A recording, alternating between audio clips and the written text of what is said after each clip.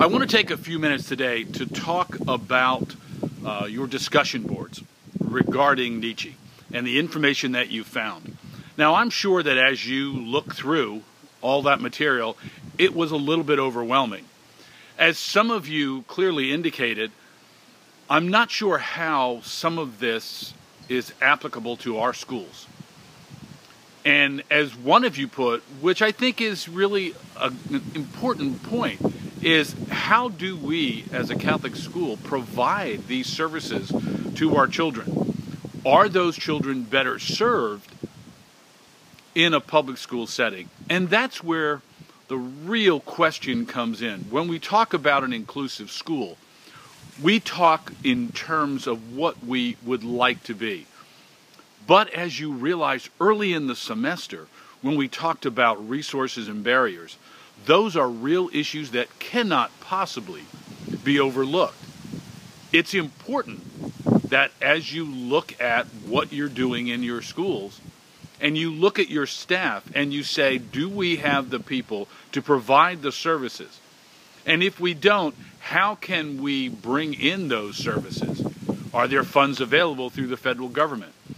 That's a possibility. But the question is always, what do we do and how can we do it better? That's really the challenge for us today. So often, as we go through and we start looking at different things, we look at those things that we're perhaps the most comfortable with, or that perhaps we've encountered. Many of you have dealt with children who have ADD or ADHD.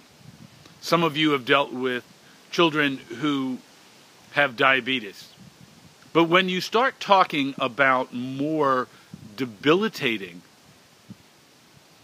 disabilities that require more support, some of you looked at cerebral palsy. I've told the story 100 times about a young girl who came to my school, and many of us thought, can we really help her?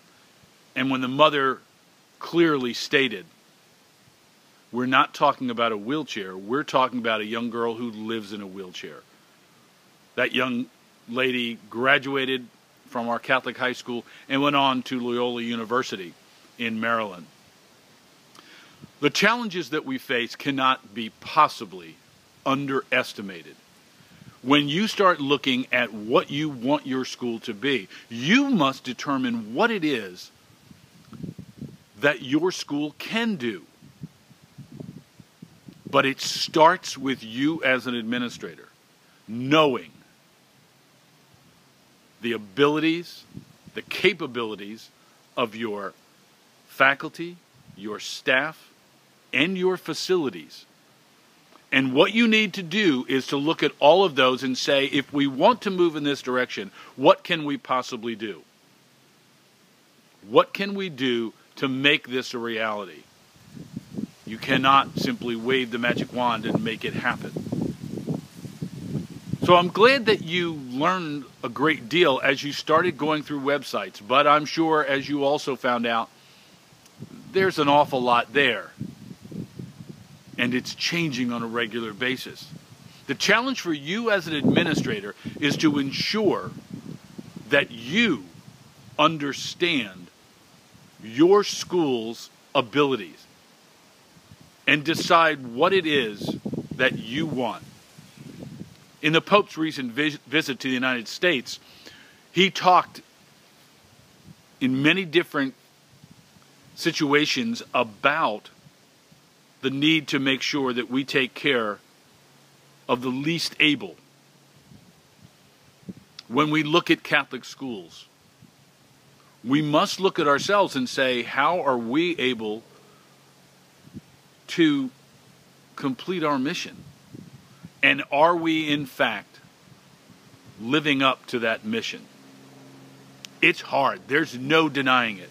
And it's a challenge because of the fact that there is no easy answer. There's no magic wand that you can wave and make it all better and make your faculty totally engaged. But as you're learning in this course, it takes work. When we go back to the concept of shared leadership, that's what we're talking about. We're talking about situations where you, as the administrator, can't do it alone. You need to make sure that your faculty, your parents, your staff understand what you want to accomplish, and then find ways to see if, in fact, you can make it work. If you can't, then you must also be honest.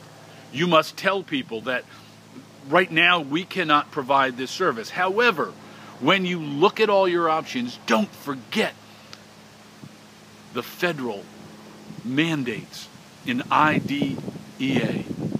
I know that it's difficult and it takes a lot of work, but in the end, what is it all about? It's about the students that we help. Let's make sure that we do that.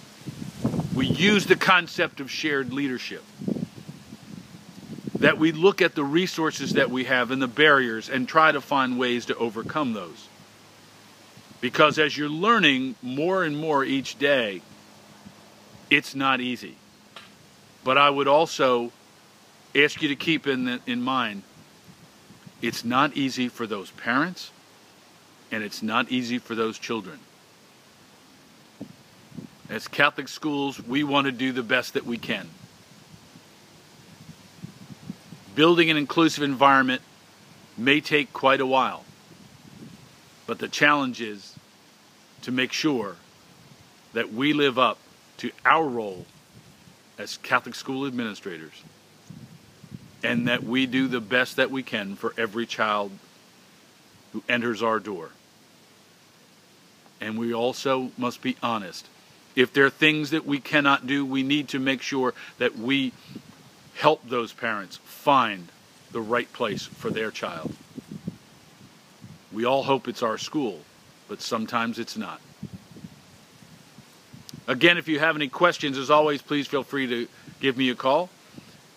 Next week, we'll start with our midterm exam. Make sure that you go back over the materials from the pretest and the notes and the materials that you've read over the course of the semester. Again, if you have any questions, please give me a call. Thank you and have a great day.